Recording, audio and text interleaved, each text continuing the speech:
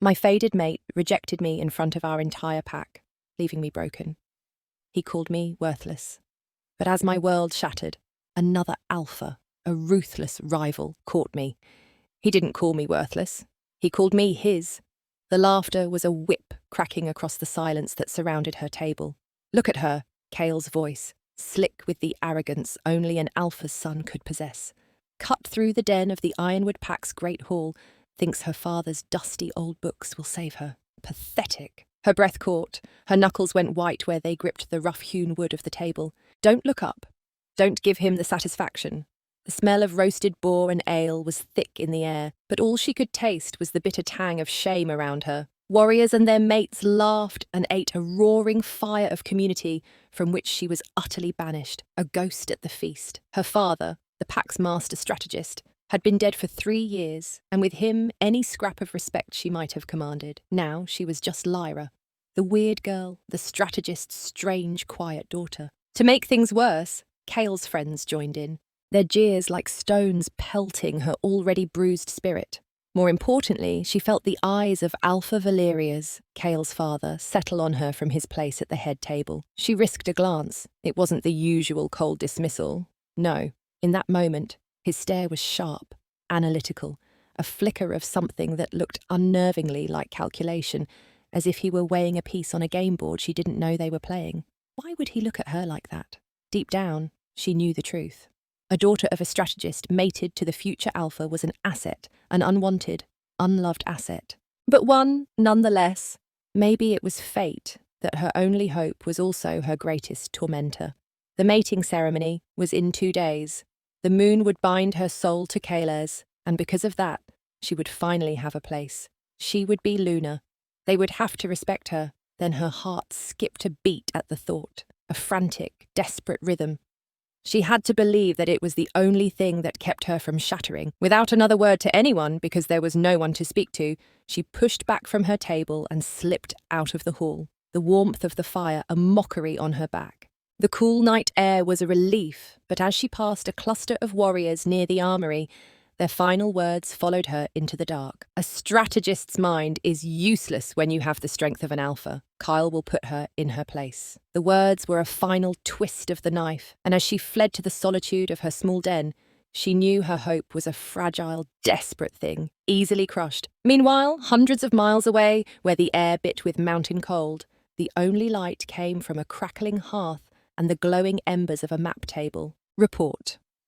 Alpha Darien of the Nightfall Pack didn't look up from the map. His voice a low rumble that seemed to shake the very stones of his den. His beta Seraphina stood ramrod straight. Her silver-streaked hair was pulled back tightly and her eyes sharp as obsidian chips missed nothing. The Whisperwind Ridge Patrol reported movement. Alpha 3, Ironwood war parties moving with heavy supplies. They are preparing for a major push. Casualties? None. We observe from the shadows as ordered. Darien finally looked up, and the firelight danced in eyes the colour of molten gold. His face was a mask of hard lines and cold authority, a face carved by war and responsibility. They move with the same arrogance they showed at Black Creek, he stated, his voice flat. At the mention of Black Creek, a muscle in Seraphina's jaw jumped. That's why they were so vigilant now. That disastrous ambush orchestrated by Valeria's years ago had cost them 12 good wolves, including Darien's own father. It was a wound that had never truly healed. It was a betrayal they would never forget. They believe their numbers make them invincible, Seraphina said, her tone clipped. They don't respect strategy, only brute force. An enemy's pride is a weapon you can turn against them. Darien murmured, his gaze returning to the map. His finger traced the border, stopping near the heart of the Ironwood territory. Their alpha is a snake, but his son is a fool. He paused. The mating ceremony is in 2 nights. Seraphina nodded. It will be a grand affair. A show of strength or a show of distraction? Darien encountered. The air thickened. A predator's stillness fell over him. He wasn't just a leader, he was a hunter, and he said an opportunity, a weakness. What followed was a silence that stretched, filled only by the crackle of the fire. Eventually, he spoke again, his voice dangerously soft. The girl Lyra, the old strategist's daughter. Seraphina's brow furrowed slightly. She is nothing alpha, an outcast. Kale treats her like dirt. It is a political match, nothing more. Perhaps, Darien said, a strange light entering his golden eyes. Or perhaps she is an untested weapon her pack is too blind to see, a key left lying in the dirt. He felt a primal possessive tug at the thought of her, a string of fate he couldn't explain but refused to ignore. Without warning, his decision was made. I will lead the delegation to the ceremony myself. Seraphina's eyes widened. Alpha, it is too risky. The greatest risks yield the greatest rewards, he said, his voice leaving no room for argument. Truth be told, it wasn't just strategy.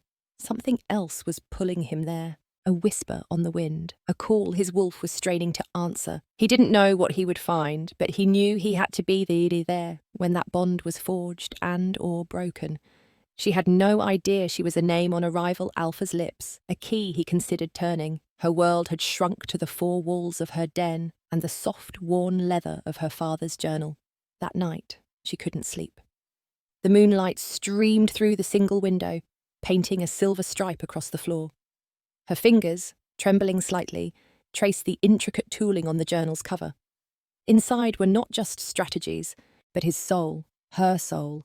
The ink-bled pages were a language her own heart spoke fluently.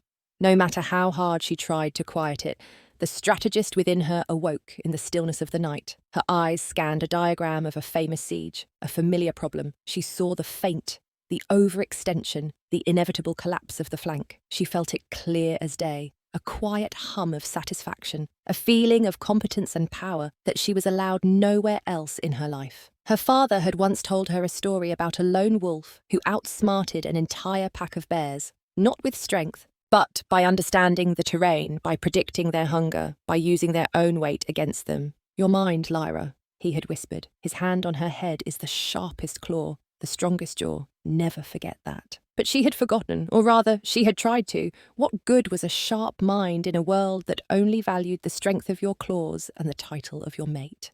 Her thoughts spun. With a sigh that seemed to steal the very breath from her lungs, she closed the journal. The satisfying snap of the cover felt like closing a door on a part of herself. She couldn't be that girl. Not anymore, because that girl was lonely and scared and an outcast. Instead, she had to become someone else. She had to be Kale's mate. She had to be Luna. As if fate demanded it, she pushed the journal under her cot, hiding her strength away in the darkness. Her world tilted, her focus narrowing to a single terrifying point: the ceremony.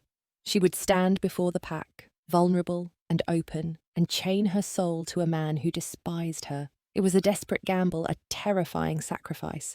She didn't know what scared her more, the thought of the bond failing or the thought of it succeeding. But it was her only chance. She laid down on her cot, the rough blanket scratching at her cheek. She closed her eyes, trying to picture a future where she was respected, where she belonged. And just like that, everything changed. A fragile, foolish hope bloomed in her chest, a tiny flame she would nurse against the coming storm. Tomorrow, her real life would begin.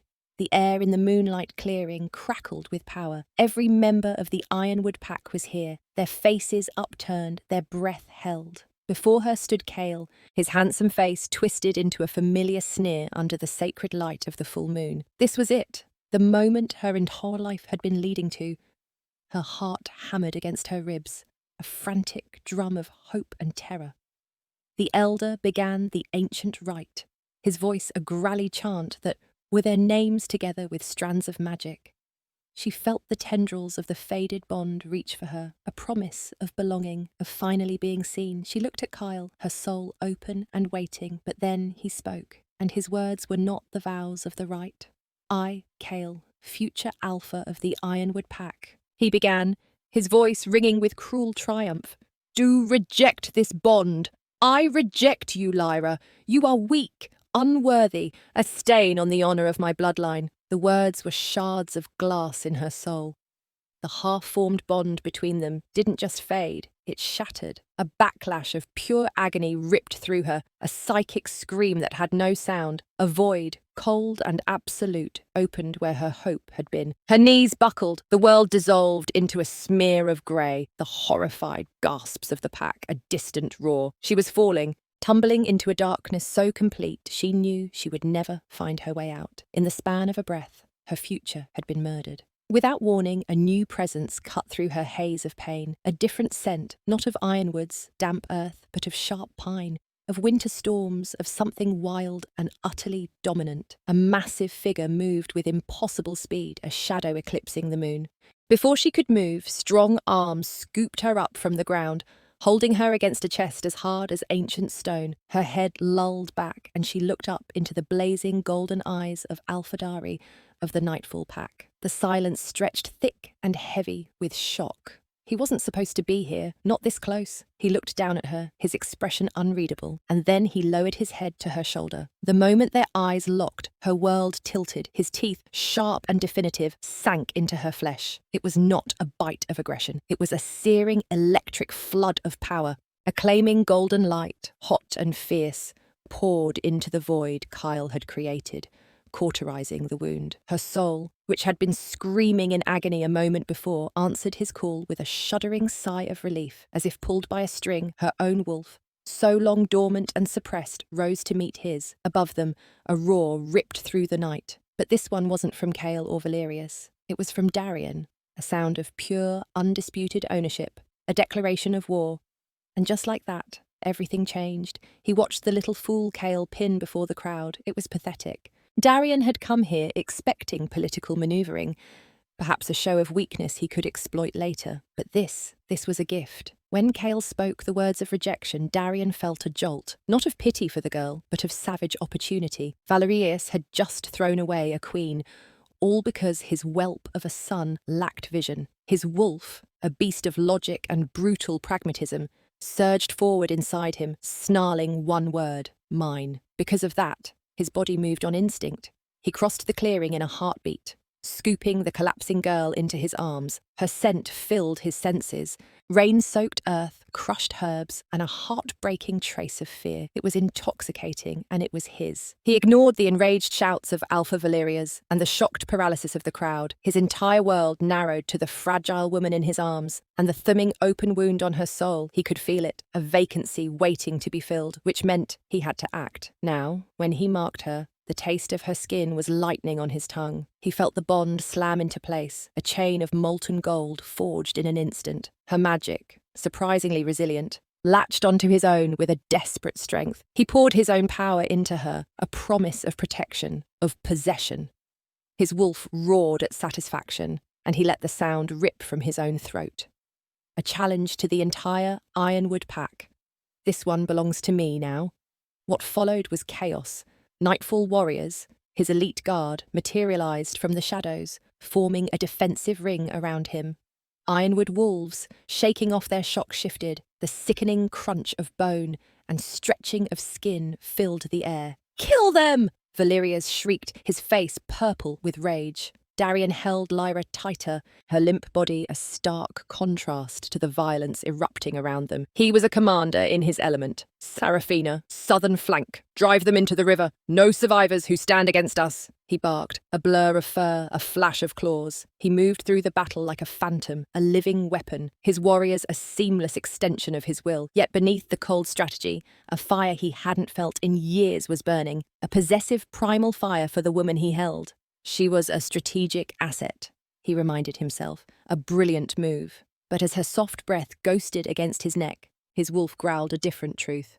"Mate!"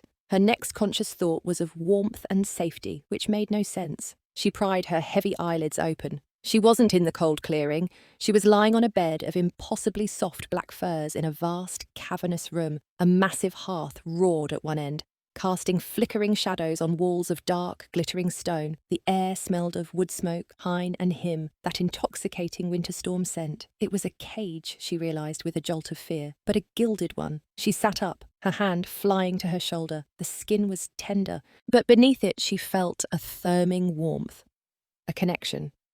It was a heavy, solid presence, a stark contrast to the hollow ache Cale's bond had promised. The sound of a heavy stone door scraping open made her flinch. Darien entered. He was no longer in his battle leathers, but in simple black trousers and a tunic that did little to hide the raw power of his frame. He moved with a silent grace that was utterly predatory. His golden eyes swept over her, not with warmth or concern, but with the cool assessment of a general inspecting a new weapon. Her heart skipped a beat, a frantic bird against her ribs. "You are in my den," he stated, his voice calm and dangerously low. The space between them burned with unspoken questions. "You are safe here." Safe! She was the captive of her pack's most hated rival. Why? Her voice trembled, a pathetic whisper. Why did you do that? He stopped a few feet away, his presence so immense it seemed to suck the very air from the room. Beneath the moonlight that now streamed through a high fissure in the rock, his face was unreadable. "Kale's rejection was a declaration of your worthlessness to your pack. My claim was a declaration of your value to mine." His words were logical, cold, strategic. They should have made sense. Instead, they felt like a lie. Her soul, now tied to his, felt the turbulent conflict beneath his calm exterior. She felt the possessive fire he was trying so hard to bank. "Value is what?" she breathed. He took another step, and her instincts surged under the weight of his stare. She felt small, but for the first time in her life, not weak. "You are a political asset," he said, his voice flat, emotionless. "Your father was a master strategist. I expect you have inherited his mind. You will be useful to me in the coming war." He was building a wall between them, brick by logical brick. "Do not cause trouble. Do not try to escape. There is nowhere for you to go." With that, he turned and left.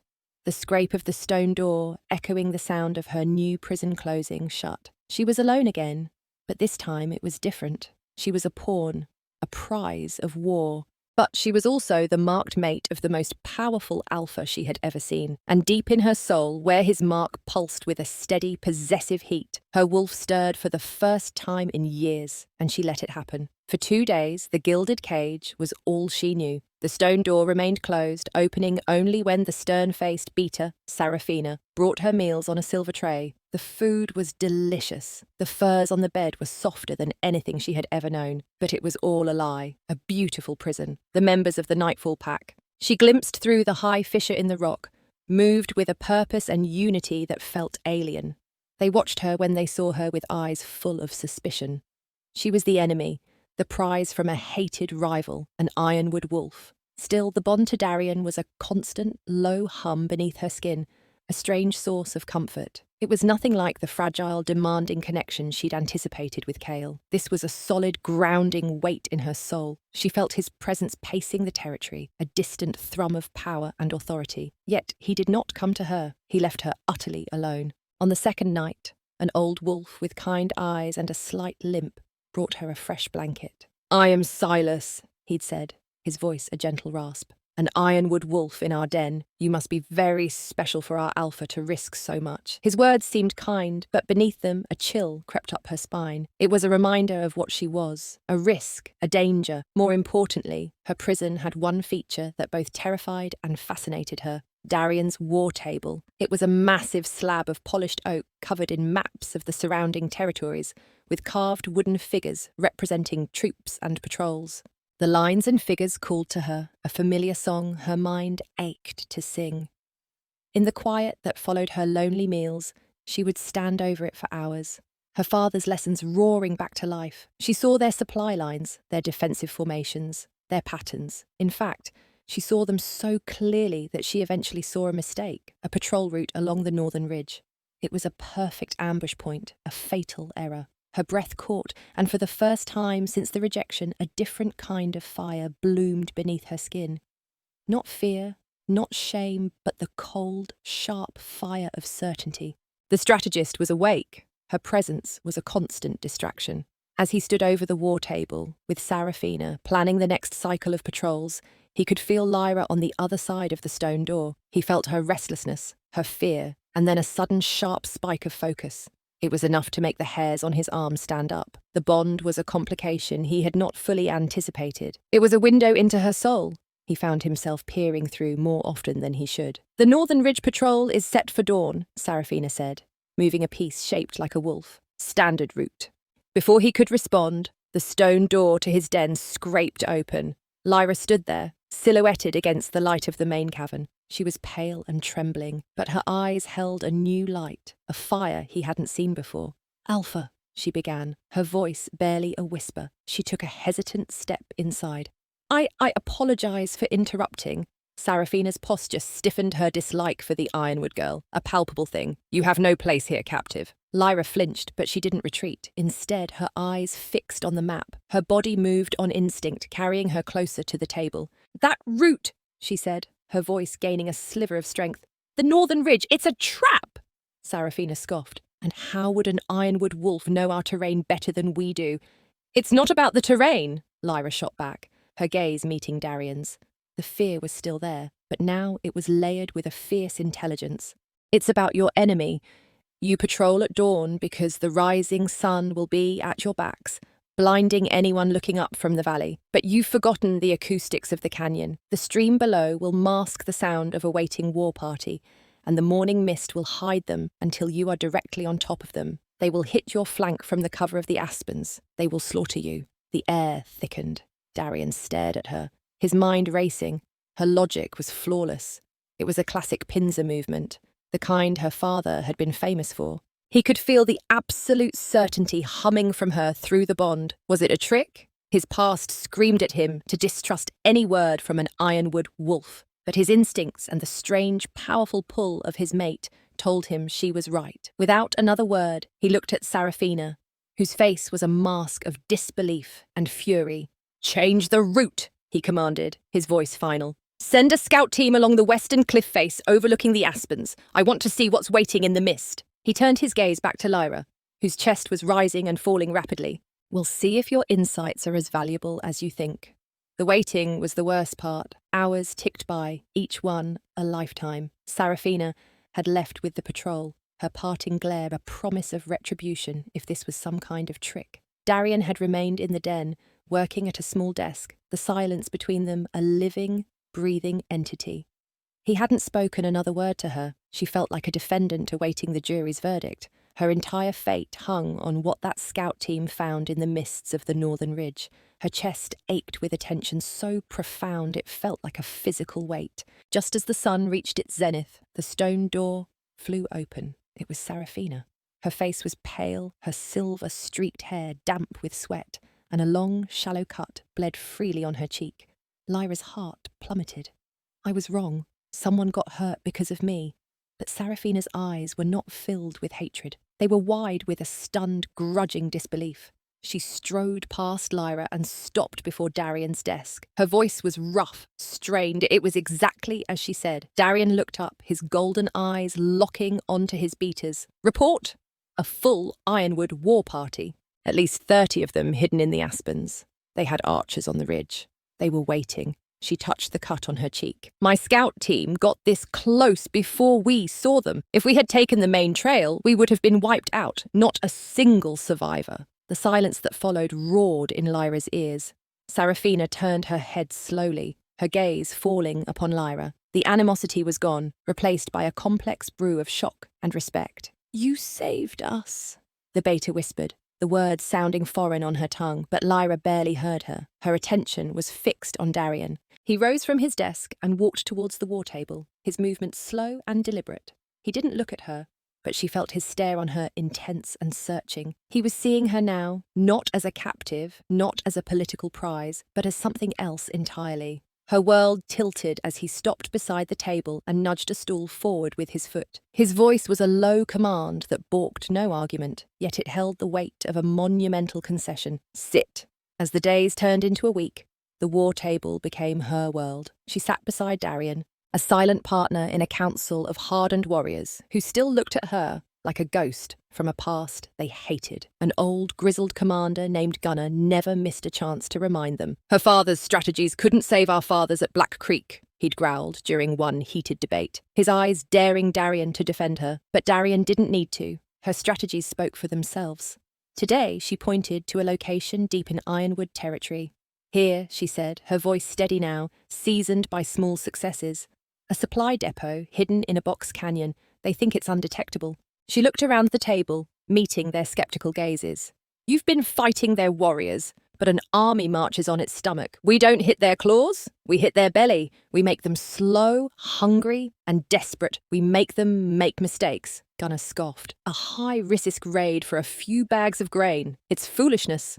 Truth be told, A part of her agreed. It was risky, but her instincts, honed by her father's lessons, and a strange new clarity from the bond told her it was the right move, the decisive move. She held her breath, waiting for Darien's verdict. He was silent for a long moment, his golden eyes scanning the map, but she knew he was looking at her.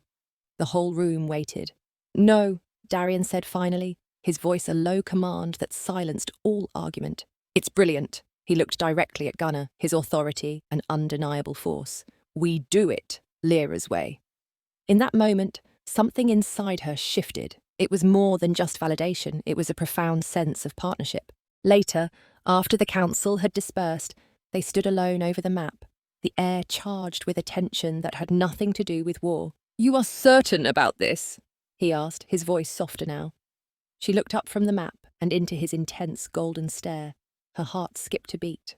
"I am," she whispered. And she knew she wasn't just talking about the raid. The raid was perfect, silent, a dance of shadows and swift, lethal action. Lyra's intelligence was flawless. The patrol schedules, the watchtowers, the hidden entrance to the depot. They moved like ghosts, setting the charges. Ready to the ironwood war machine. It was a victory, but then everything went wrong. An unscheduled ironwood patrol, reeking of cheap ale, stumbled upon their position. A chaotic, close-quarters fight exploded in the darkness. Darien moved to intercept a large brute lunging for one of his younger warriors. He disarmed him with ease, but as he turned, a flash of silver came from the shadows. Pain, sharp and blinding, ripped through his side. He grunted, stumbling back, his hand coming away wet and sticky. He looked down.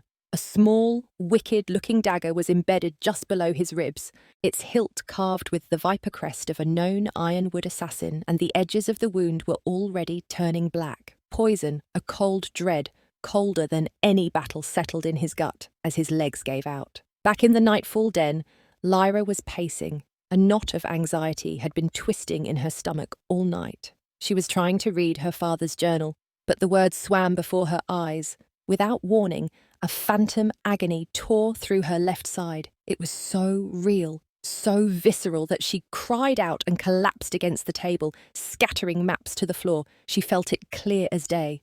A searing, venomous heat. The bond wasn't just a whisper in her soul anymore. It was a screaming physical alarm. Darien. Without thinking, her body moved on instinct. She scrambled up, ignoring the concerned call of a passing warrior. She didn't run to the main gate. She ran to the healer stores. Her hands flew over the pouches of herbs, grabbing king's foil, wraithroot, and a small, tightly sealed pouch of shadow moss, a rare herb her father had written about only once, noting its power against the deadliest of neurotoxins. How did she know? She didn't have time to question it. She just knew. She burst into the medical cave just as they were carrying him in. He was pale, his breathing ragged and shallow. "The healer has been summoned," Seraphina yelled, her face a mask of panic. "There's no time!"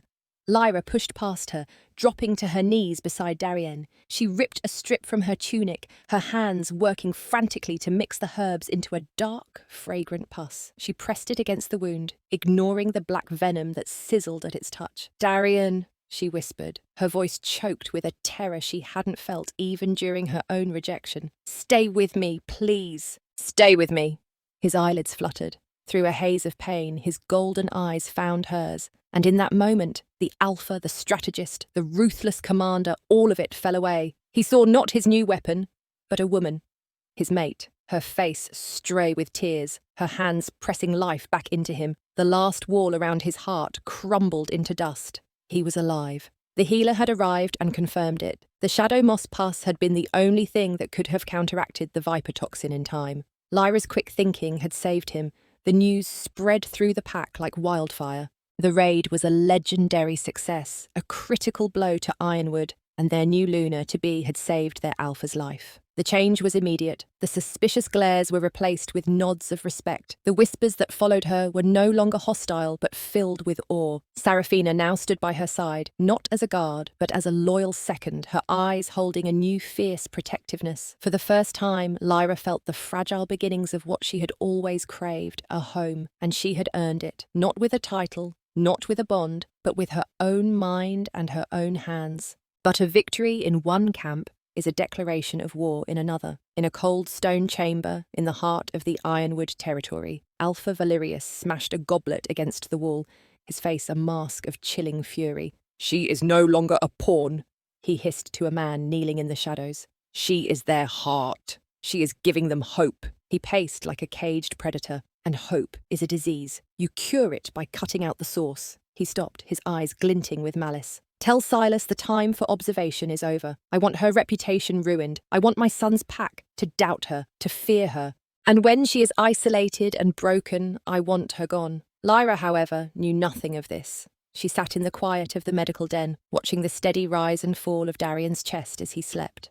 The bond between them was a calm, steady river now, a current of warmth and connection that flowed both ways. As if pulled by a string, she reached out, her fingers hovering just above his hand, not quite daring to touch. A single powerful thought echoed in the stillness of her mind, a truth she could no longer deny, mine. In the week that followed Darien's recovery, everything was different.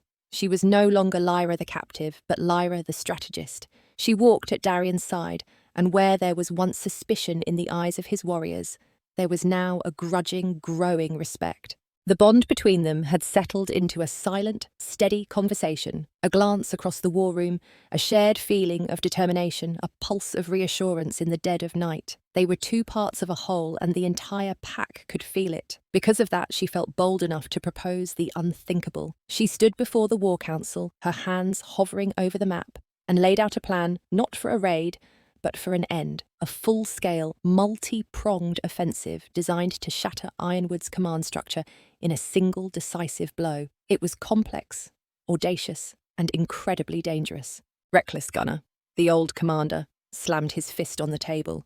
"You are asking us to commit our entire force on the word of an Ironwood wolf. Have you forgotten Black Creek so soon?" The air crackled with tension, but then a new voice, smooth and wise, cut through the anger. It was Silas, the elder who had been so kind to her. "Perhaps," he said, his eyes twinkling. "It takes an Ironwood mind to truly understand how to defeat one." He smiled at Lyra. "Fortune favours the bold alpha. A single decisive blow is worth 100 small cuts. I say we trust our strategist." Darien had been watching her, not the map, his golden eyes filled with an unwavering light. She felt his absolute faith in her, a force more potent than any army. He rose to his feet, his presence commanding the room. "Silas is right," he declared, his voice ringing with finality. "We have been bleeding for years with small cuts. Lyra offers us a true victory." He looked around the room, his gaze lingering on every commander. "We commit everything.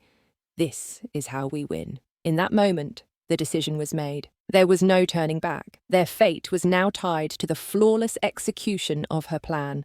As the sky darkened on the eve of the battle, the den was quiet. The air was heavy with the weight of unspoken hopes and fears. He found Lyra by the hearth, her silhouette framed by the dancing flames, her gaze lost in their depths. The scent of her, that calming mix of herbs and earth, settled the wild beast that always prowled beneath his skin. He walked to her, the silence between them comfortable, familiar. His hand instinctively went to the faint scar on his side, a permanent reminder of her, of how she had tethered him to life. Before the words left his lips, he knew he had to tell her. He had to show her the last, most heavily guarded piece of his soul. "My father died at Black Creek," he said, his voice a low rumble. He was betrayed. An Ironwood informant gave him false intelligence, leading him and his best warriors into a trap set by Valerius. He finally looked at her, letting her see the ancient pain in his eyes. "For years, my one unbreakable rule has been to never, ever trust an Ironwood wolf." He took a breath. "Trusting you goes against every scar I have, Lyra." Her eyes, wide and full of a startling empathy, held his. She didn't offer platitudes or apologies. Instead, she reached out and gently laid her small hand over his on his scarred side. Her touch was not one of pity, but of profound understanding, as if the bond pulsed between them. She seemed to absorb the weight of his grief, sharing the burden without a word. "You are not them," she whispered, her voice a balm on his oldest wounds. "And I am not my blood. I am yours." The air thickened, the space between them burning with an emotion far stronger than strategy or desire. It was love, raw, fierce, and terrifying in its intensity. He lowered his head, his forehead resting against hers, her scent filling his senses. He felt her trust, her faith, her love, and it was an armor far stronger than any he had ever worn. He had been a king on a lonely throne for so long, but now he had a queen. Tomorrow, he murmured, his voice thick with an emotion he no longer tried to hide. We face them together. Her heart was a steady drum. The command tent buzzed with a controlled energy, a stark contrast to the frantic fear she had once known. She stood before the master map, a commander in her own right. Seraphina stood at her side, her face set with grim determination, relaying Lyra's orders to the messengers who ran in and out like a colony of determined ants. Lyra was no longer a pawn, she was the player, and this was her board. "Have the shadow stalkers feint west," she commanded, her voice clear and strong. "Draw gunners' reserves out of position. Then send the main force through the eastern pass. Hit them while they're unbalanced." "Yes, Luna," Seraphina replied, the title finally sounding natural on her lips. For hours, the plan unfolded exactly as she had designed it. With every heartbeat, it seemed, a new victory was reported. The first messenger arrived, breathless and beaming. The western feint worked. "They're in disarray. Soon after another, the eastern pass is ours." Their vanguards scattered. A growl of triumph rose in her throat, a sound of her wolf sharing her victory. Each report was a note in a symphony of conquest she had composed. She felt a surge of exhilarating power, a feeling of rightness so profound it vibrated through her bones. She was born for this. Her father's legacy was not a burden. It was a crown she was finally truly wearing. The final messenger burst into the tent, his eyes wide with awe. "Luna, it's a complete rout. Their command structure has collapsed. We've broken them." A triumphant laugh escaped her lips. She looked at Seraphina, her own eyes shining. They had done it. It had worked. She had won the war. In the quiet that followed, she allowed herself a small, brilliant smile, the weight of 1,000 fears lifting from her shoulders all at once. Her plan had been perfect. The triumphant smile was still on her lips when the flap to the command tent was thrown open, but then the man who stumbled in was not another beaming messenger. He was a scout, his armour shredded, his face pale with horror, and an arrow shaft broken off in his shoulder. "Luna!" he gasped, collapsing to the ground. "It's a lie. It's all a lie." The blood drained from Lyra's face. "What are you talking about? The Eastern Pass is ours." "No," he choked out, blood bubbling on his lips. "That was a feint. They let us win there. The main force, they walked into a trap in the Shadow Canyons. It's a slaughter, the whole army."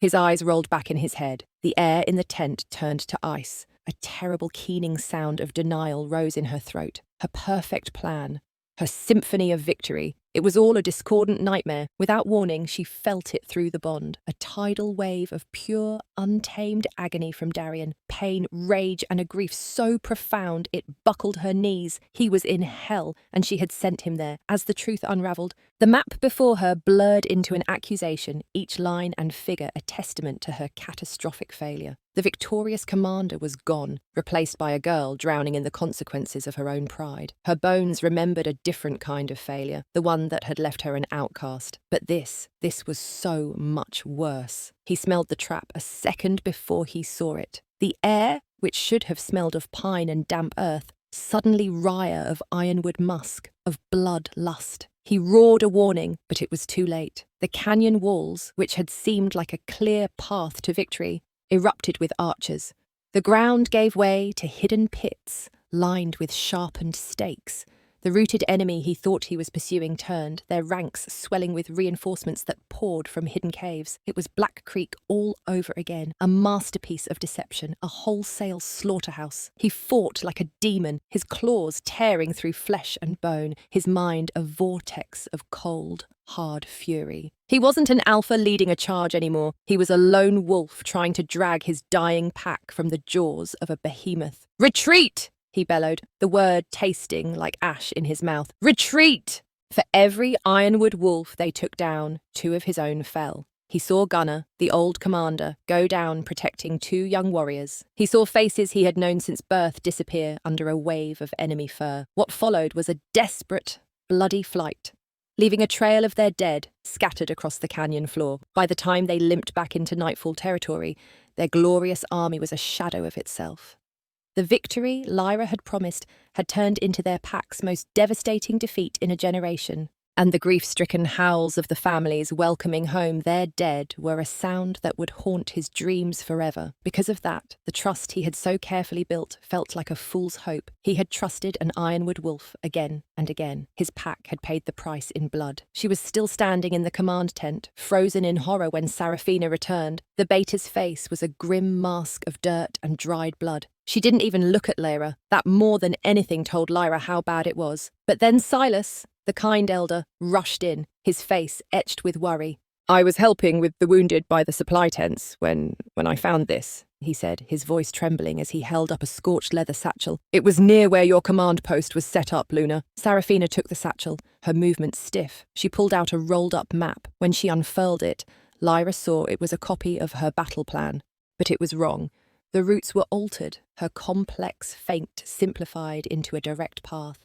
A death march into the shadow canyons. The handwriting was a flawless imitation of her own. To make things worse, a small coded note fell out. Sarafina snatched it. Her face went white as she read it. "What is it?" Lyra whispered, her voice a thread. Sarafina's eyes, full of a new, terrible pain, finally met hers. "It promises the Ironwood Alpha that the wolf in the den will deliver Darien's army as promised." The world tilted, her breath caught. It was a frame-up, so perfect, so cruel. She couldn't even think. Between one breath and the next, she felt Darien's approach. He stormed into the tent, his golden eyes no longer warm, but chips of ice in a face carved from granite and grief. Sarafina, her hand shaking, held out the map and the note. "Alpha, I found this. I am so sorry." Darien took them. He read the note. He looked at the map, and then he looked at her. The man she loved was gone. In his place was the cold, ruthless Alpha she had first met, his heart sealed away behind walls of pain and his old familiar scars. He stalked towards her, the satchel held in his hand like a death sentence. "Explain this," he said, his voice dangerously quiet. "Darien, I didn't," she stammered. "It's a lie. You have to believe me." "Believe you?" His laugh was a terrifying, broken sound. "I believed you when you planned this battle. I believed you over the council of my oldest warriors, and now half of them are dead." He threw the evidence on the table. "My father died because he trusted an ironwood wolf. It seems I am my father's son."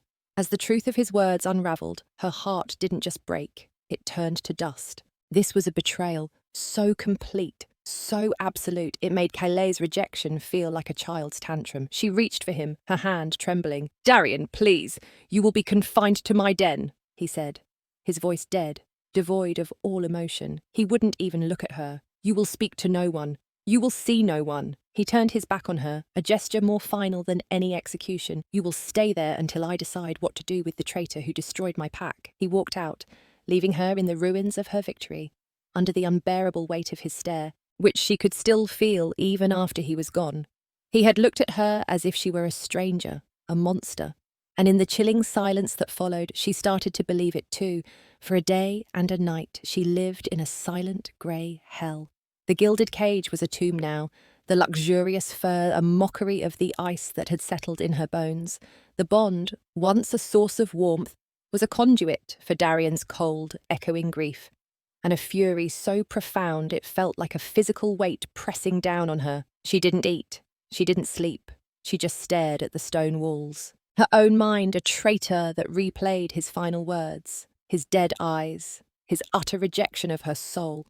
He believed she was a monster. After a lifetime of being told she was worthless, it was terrifyingly easy to believe it herself. Her thoughts spun into a spiral of despair. Maybe this was her fate. To be a weapon that always misfired, destroying everyone she was meant to help. The scrape of the stone door made her flinch. She expected Sarafina with another untouched tray of food. Instead, it was Silas, the kind elder. His eyes, however, were not kind now. They were cold, flat, and held the chilling glint of polished steel as he drew a long, wicked-looking dagger from beneath his robes. "A shame," he hissed, his gentle rasp gone, replaced by a venomous whisper. "Alpha Valerius was hoping your failure would be enough, but he prefers loose ends to be tied." He took a step closer. "He sends his regards." Terror, pure and electric, finally broke through her stupor. A scream rose in her throat. Her wolf, so long dormant, surged with a desperate primal need to live. He couldn't rest. The grief for his fallen warriors was a sickness in his soul, but beneath it, something else festered, doubt. He sat in the empty war room, the traitor's map spread before him under the low light of a single lantern. It was all there, her handwriting, her strategies twisted into a death sentence. It should have been simple. His pact was shattered because she had betrayed them. It was a clean, logical line from cause to effect, but it felt wrong. The bond, though fractured and cold, still hummed with a faint trace of her, of rain-soaked earth and crushed herbs, not of deceit. His mind kept circling back to the map. He had trusted her brilliant strategy. But was this brilliant? No matter how hard he tried to see it, something was off. His finger traced the lines of the shadow canyons where the ambush had sprung, and then he saw it, a mistake, a tiny, impossible mistake. The western wall of the canyon was drawn with a gentle, sloping grade, but he knew that land like the back of his hand. He'd hunted there as a pup. The western wall was a sheer cliff face, impossible to scale. It was the error of a forger, of someone working from old, inaccurate charts. Not the error of a meticulous strategist who had studied every contour for weeks. Not Lyra's error. His world tilted. It's a frame-up. The realization was a physical blow, and then he felt it. A scream of pure, undiluted terror down the fractured link of their bond. It was her in danger. Now, as if summoned by her fear, he moved. He didn't run. He exploded, a blur of shadow and fury covering the distance to his den in a handful of heartbeats. He burst through the door to see Silas looming over Lyra, a dagger raised high.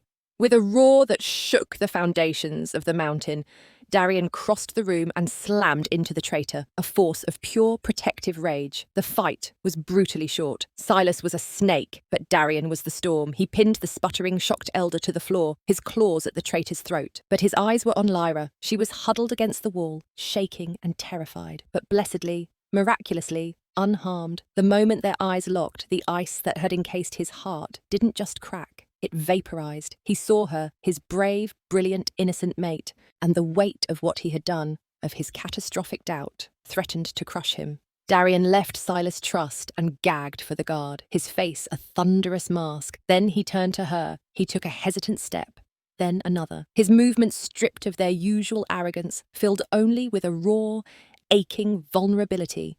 He dropped to his knees before her, his golden eyes shimmering with a pain that mirrored her own. "Lyra," he began, his voice thick, broken. I am so sorry." The words were not enough, but the feeling pouring from him through their mending bond was regret so profound it felt like a physical wound, self-loathing, and a desperate pleading love. "My father's ghost, the defeat. I let it blind me," he choked out, his head bowed. "I looked at the evidence and chose the logic of my past over the truth of my own soul. My greatest failure wasn't losing the battle, it was doubting you." He finally looked up, his pride stripped away, leaving only the man beneath. Can you ever forgive me?" She looked at this powerful alpha, this terrifying warrior brought to his knees, not by an enemy, but by his own heart. Her anger, her pain. It all melted away, replaced by a wave of fierce, protective love. She had been broken, yes, but in that breaking, she had found an unbreakable core. She was no longer a victim waiting to be saved. She was a survivor. Her hand, still trembling slightly, came up to cup his cheek.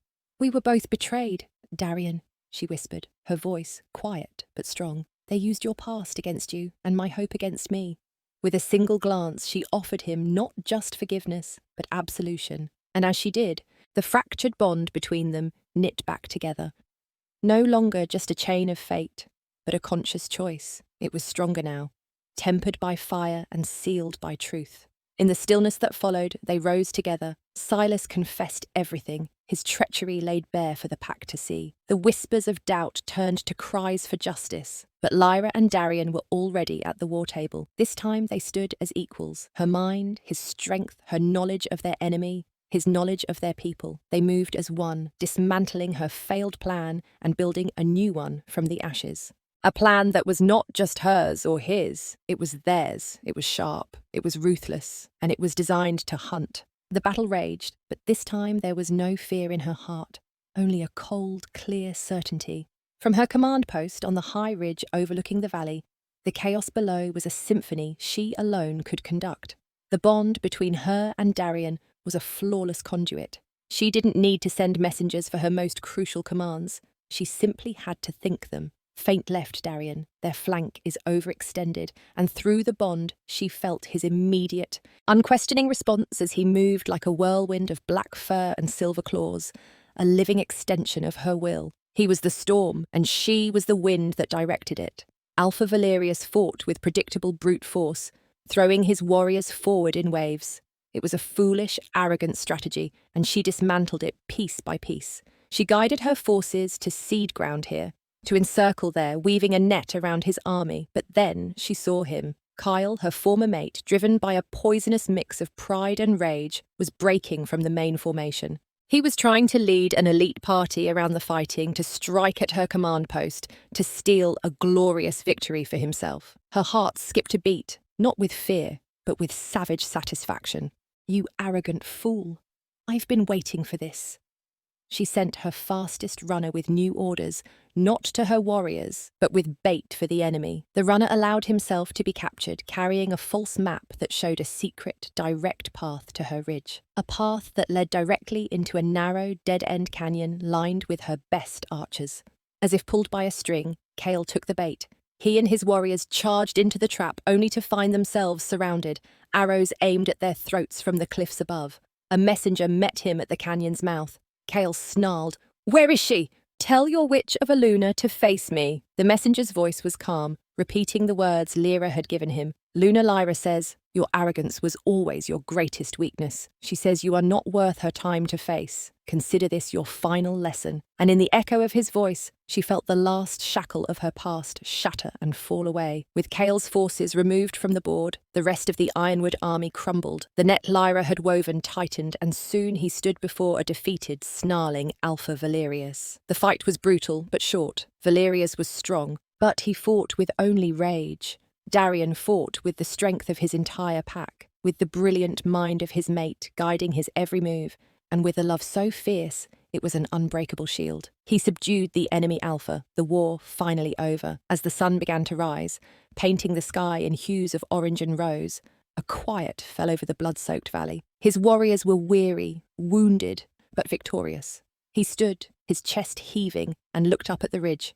He felt her through the bond, her pride, her relief, her love, a wave of warmth that washed away the grit and grime of battle. She was his strategist, his queen, his victory. He watched as she descended from the ridge, Seraphina at her side. She moved with a newfound grace, a confidence that was breathtaking. She was no longer the timid, frightened girl he had claimed in a rival's den. She was a Luna, forged in the fires of betrayal and war. She walked to his side, her hand finding his, their fingers lacing together as they faced the captured Ironwood wolves. She looked at Valerius, who spat at her feet. She then looked at a bound and seething Kale, who refused to meet her gaze. When she spoke, her voice wasn't loud, but it carried the undeniable weight of authority across the silent field. "The reign of Ironwood is over," she said, her voice clear and strong. "Alpha Valerius and his son will answer for their crimes against both our packs." A murmur of approval ran through his warriors. "But the Ironwood pack was led astray by a corrupt Alpha. You were betrayed by his lies, just as we were." She looked out at the defeated warriors, her eyes holding not vengeance, but an offer. "There will be no more Ironwood, no more nightfall." She squeezed his hand, and he felt her intention clear as day. "From the ashes of this war, we will build a new pack, the Nightwood pack. All who swear loyalty to this new beginning will have a home, a family. The choice is yours." And so it was. In the quiet that followed, he saw the hope dawning in the eyes of his enemies. It was a move of pure genius, not a strategy of war, but a strategy of peace. And it was all hers. 6 moons later, the den was no longer a gilded cage, but the heart of a thriving, bustling home. The sounds of Ironwood accents mingled with nightfall ones, the friction of the early days slowly giving way to a shared purpose. The Nightwood pack was a reality, stronger and more resilient than either of its predecessors. Darien led them, with a strength now tempered by a wisdom that wasn't solely his own, and she stood beside him, not as a prize or an asset, but as his partner. Luna Lyra, the strategist, she was respected, she was valued, and for the first time in her life, she was unconditionally loved. That night, she stood on the high ledge of the den, looking out at the peaceful valley under the light of the full moon. Strong arms wrapped around her from behind, and Darien's familiar scent of pine and winter storm enveloped her. He rested his chin on her shoulder, their bond a calm, deep river of contentment. "My brilliant mate," he murmured into her hair, "you gave them a home." She turned in his arms, her hands coming up to cup his face, her gaze locking with his warm, golden eyes. "No," she whispered, a soft smile on her lips. "We did." He lowered his head and kissed her, a slow, lingering kiss filled with the promise of 1,000 more peaceful nights to come. It wasn't the kiss of a conqueror claiming his prize, or the desperate kiss of partners in wartime. It was the kiss of a man who had found his center, his soul. 5 years passed in the blink of a peaceful eye. On that same ledge, Lyra and Darien stood watching a small boy with wild golden eyes and a thoughtful expression chase fireflies in the twilight, their son Leo. He had his father's fierce loyalty and his mother's sharp, observant mind. As Leo let out a peal of laughter, Darien pulled Lyra close, his love a tangible presence that wrapped around them like the warmest fur. She was his Luna, and he was her Alpha. She was his strategist, and he was her shield. But here in the quiet moments, with the sound of their son's joy echoing in the peaceful valley they had built together, they were simply home. If you enjoy this story, please give us a like or comment below. Your guys' supports are my team's working motivation.